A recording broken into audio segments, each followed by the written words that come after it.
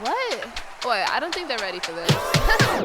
These moves looking real nice in the future. These moves looking real nice in the future. These moves looking real nice in the future. Pull up on them and it look nice, look nice. These moves looking real nice in the future. These moves looking real nice in the future. These moves looking real nice in the future. Pull up on them and it look nice, nice. Yeah, we look nice, future looking nice, we don't need to tell them Here twice. comes the future. Yeah, we look nice, future looking real nice, we don't need to tell them twice. Here comes the future.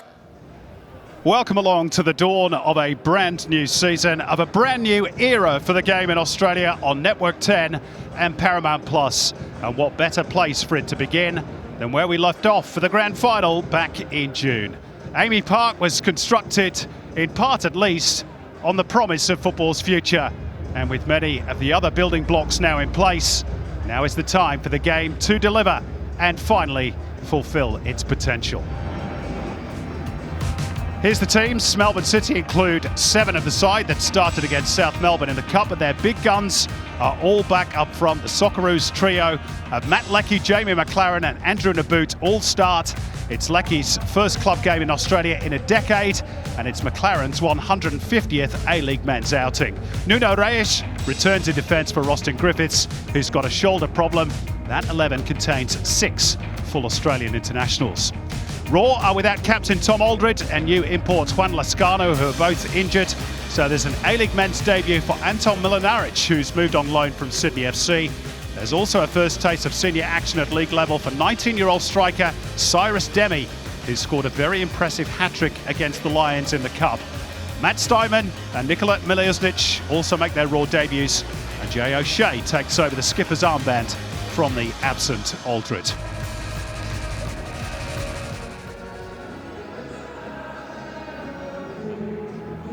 They've had a tough journey to get here, in and out of Victoria in a day. It's only been done, as you heard in the pre-game show, once before. So will they be able to deal with all that? Will they be able to deal with Jamie McLaren and Andrew Naboot and Matt Leckie? We're about to find out. The new season is just seconds away. Referee Jonathan Barrero, the Melbourne barrister, officiating his 49th A-League men's game tonight. The competition now sponsored by Isuzu Utes, and season 17 of the competition is underway in Melbourne. The first of 163 matches to decide Australia's champion, and an exciting new era is underway. Daniel McBreen, former title winner with the Mariners. Good evening, Simon. Good evening, everybody. It's great to be back. New season, new home of football. And what better way to start with the reigning champions on display. I think we're all looking forward to see this attack in operation. Well, a bit of a misfire between two of those Socceroos, Andrew Naboot and Jamie McLaren. Just getting used to the pace of the game. Clearance by Macklin Freak was straight at Florent Berenguer, who will sling it into the box. Are Melbourne City justified favourites in your book, Macca? They are, Simon. They've got quality throughout. A team that hasn't really changed too much from last season. They lost Craig Noon to MacArthur, and you look at his assists and his goals from last year, and all of a sudden they bring in Matt Leckie, and you think, well, that's no problem. We'll just keep soldiering on, and I think we're all looking forward to see Matt Leckie, 10 years of experience now overseas, what he's going to bring to this Melbourne City team. Here's Scott Jamieson, the City skipper, who finally got his hands on an A-League winners' medal after many years and many clubs of trying. Berenguer, encouraged to shoot by the home fans. He tees up Scott Galloway instead, who did get 2 in the Cup against South Melbourne. The boot will just jab it with the outside of the boot towards the near post. Not really what he intended, and it's a comfortable save for Macklin Freak.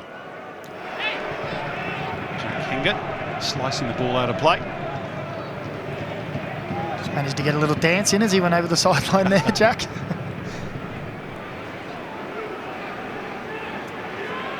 Steinman. Now the chance for Brisbane to spring forward, and it's 4-on-4 here. Cyrus Demi on the right. Didn't get the greatest first touch, and then really just lunged at the ball.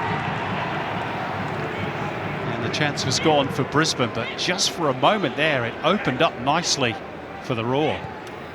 It did, and it looked a pass either way. Could have gone to Akbari on this left-hand side. Demi, first touch.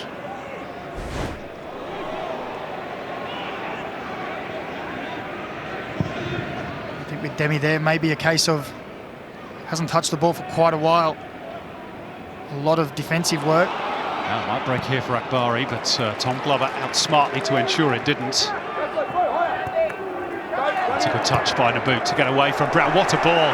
What a ball from Naboot! Jamie McLaren should have scored. But that was all thanks to Andrew Naboot.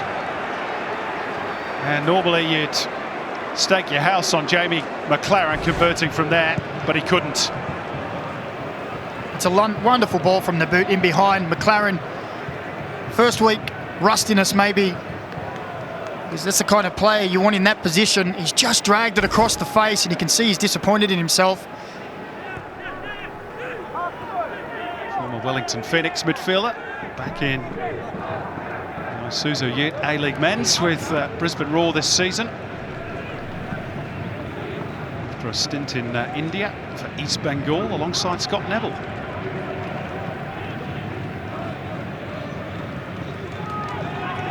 Down towards Brown. This looks pretty useful here for Brisbane. Akbari to cut it back, and Tom Glover made the save first up. And Miliosnic is denied.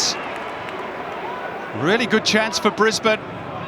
They'll come again through Steinman, who threads the needle for Brown. And Tom Glover on the stretch to retrieve the situation for City. And that was a good stop and point-blank range from Nikola Miliosnic.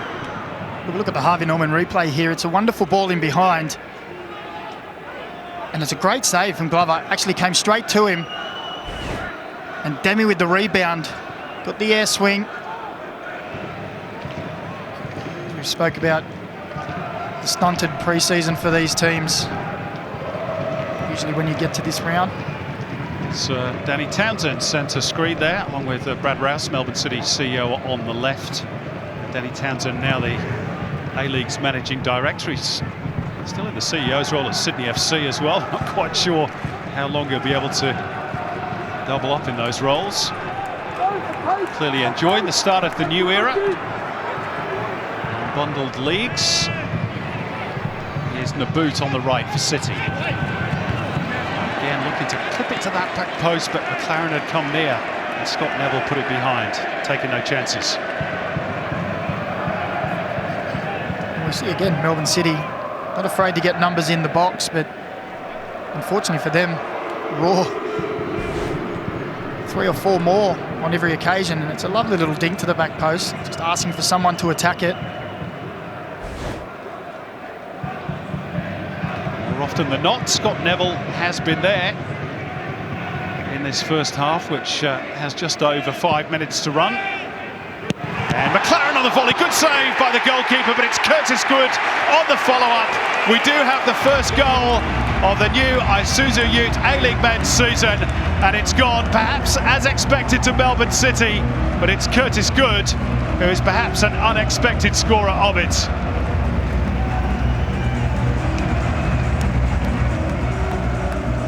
And Brisbane have finally cracked. As we look at the Harvey Norman replay, it's that man again, Jamie McLaren. Just peels off his defenders, gives himself space to get the shot off. And as the ball ricochets back out from Frit, it's Curtis Good, Johnny on the spot, taps away. Easy as you like, 6 yards out. Opportunistic goal, reacts first there. It's 1-0 to Melbourne City, no more than they've deserved. And you see McLaren there, peels away from his defender. Defenders like to feel the attacker coming towards them, pulls away, creates the space, and gets off his shot. See, I think that's just the difference. Step up to the A-League level, it's just a little bit quicker. Again, there's no malice in there, he's just a little bit slower to the ball.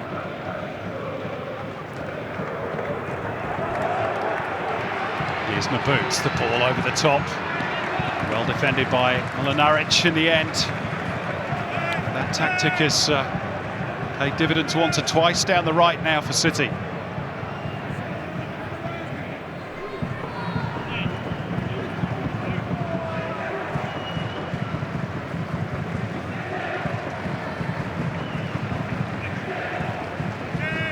champions. Looking to get back in the groove. They have the advantage. Corner short for Berenguer. And it comes for Good, who was again sniffing for the opportunity. Jamison, what a ball by Scott Jamison. Metcalf has Berenguer available. Goes himself. 2-0. Connor Metcalf took a bit of a touch on the way through. Didn't matter. Melbourne City in cruise control.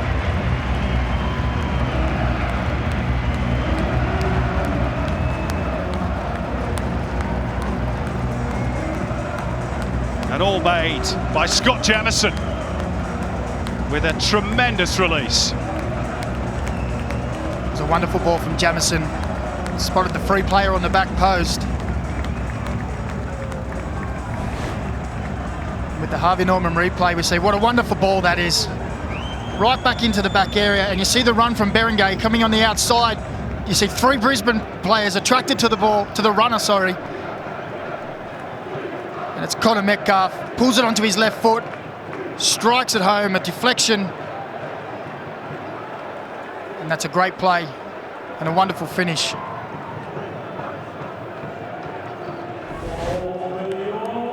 Well, the final touch might have been off Anton Milinaric, but you won't take that one away from Connor Metcalf. Yeah, to defend so well for the first 40 minutes and then give 2 goals away in a number of minutes before half time.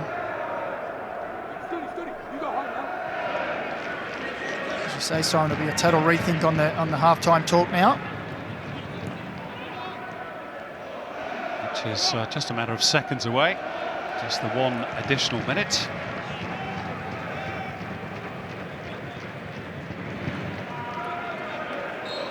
And that is half-time at Amy Park. Melbourne City had to be patient, had to wait a while. Eventually they got the breakthrough after a corner. Macklin Frink making a good save, but Curtis Good there to follow up for the first goal of the new A-League men's campaign. And then just 2 minutes later, Connor Metcalf via a slight touch off Anton Milinaric. And Brisbane Roar, who was so resolute in defence for much of that first half, finally succumbed, and they've got a big job on in the second half. At the break in Melbourne, it's Melbourne City 2, Brisbane Roar 0.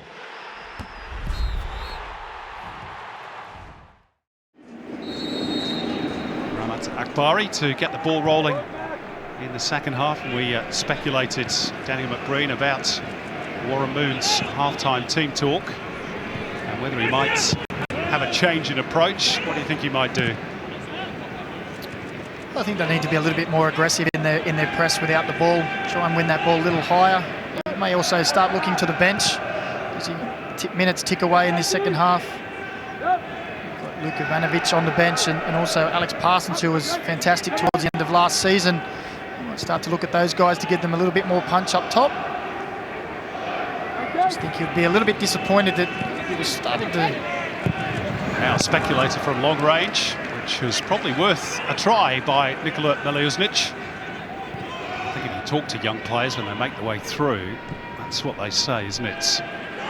Junior level, NPL level, perhaps you can get away with a poor touch or a slight moment of hesitancy. In the A-League men's competition, you simply cannot. Exactly right, Simon. And he looks, as you said, he looks like he's got speed and power. Just that. It will take time just to get up to the speed of that level, and we spoke earlier about Brisbane Roar. Haven't really played anyone of this quality in their pre-season. Nice threaded ball by Milinaric for Akbari. It spoons up in the air towards Denny. Hingert is there. Brisbane have got numbers forward here. Scott Neville on the overlap. Corey Brown on the volley. Not quite, but more promising for Warren Moon's team. No, what I liked about that was you saw both Hingert and Neville getting forward. Spoke about the first half. As you see here, Neville overlapping Hingert. It's a lovely ball around the back, and Patrick Hughes-Norbo won't be happy with the free shot at the back post. Just slicing it. The contrast there between the first half when the ball went forward for Brisbane. Good strength again from Good. Up strong, headed down. Now clipping the ball forward intelligently too, into the path of Berenguer, and he gets a second go at it, Florent Berenguer. Well, it was wonderfully inventive by the Frenchman, but ultimately just off target for City. Yeah, wonderful running behind. Great ball forward, just a little bit behind. Forced him to pause on his run, wait for that ball. You can see here, just got away from him a little, but great fighting to get it back. Lovely feet there and a shot on the turn. Just dragged it across the goal. Saw that from Berenguer early in the first half. He's making those nice little runs in behind as McLaren comes short. Punch forward by Galloway. Boot on the move, twisting and turning and firing it in with real power. Beaten away well by Macklin Freak. And then he draws the foul out of Leckie and looks to be hurt in the process. That was much more like the old Andrew Nabout. Oh, Jack Hingott looks in real discomfort here. I wonder whether he's popped the shoulder there, Macca. Wonderful play from Nabout there. That's what you want from him. Running at his defender, shifting the ball from side to side, and oh yeah, Jack Hingott looks like he comes right on the point of the shoulder. Immediately grass. So Josh Brindle-South and Luke Ivanovic are on for the Raw. Nikola Milouznic and Jack Hingott withdrawn. Good ball from Melbourne City. It's always led by Jamie McLaren at the front. Great for a strike when you know you're going to press and you've got 4 or 5 players coming behind you. It gives you that confidence you can go. You can really go. See the change? It's the end of the section for Matthew Leckie. On the back of his Socceroos exhibitions. We're going to see the introduction of Mark Tilio, who finished the season last year almost literally on fire. He was so good in that final part of the campaign. And, he's just got a big cheer from the Melbourne City fans. And some of that might have been for Leckie as well. Here's Brindle-South. O'Shea, that's a good ball, and Ivanovic! And they have one back, Brisbane, they have found a goal scorer! Luke Ivanovic on his A-League men's debut, and they've halved the deficit with 20 minutes to go.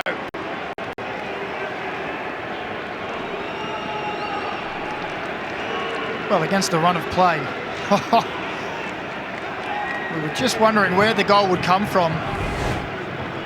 And if we see the Harvey Norman replay here, you just see him drift off the back of his defender. It's a wonderful curling ball in from Jay O'Shea. Ivanovic peels in between the 2 defenders. Tom Glover can't get his hand up quick enough. You're only saying a couple of minutes ago, Simon, that if a goal was scored for Melbourne City, it'd be all over. Well, it's game back on, 2-1. Well, Tom Glover has a little look towards the linesman as if to suggest that he believed Ivanovic was offside. And the goalkeeper might have done a little bit better with that. He did get a hand to it, but Luke Ivanovic has a goal for Melbourne City, just his 3rd in the A-League. Another change for City. Andrew Nabout's night's work is done. And we're going to see the introduction of Nathaniel Atkinson, who, as we said in the first half, he probably can himself a little bit. Unlucky not to have started tonight.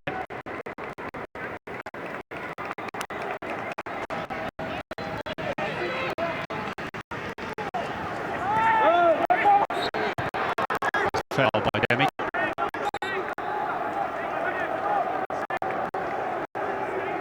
Double change for Brisbane. Jesse Daly is going to be introduced at the expense of Matty Steinman. We're also going to see Nick Olsen as well.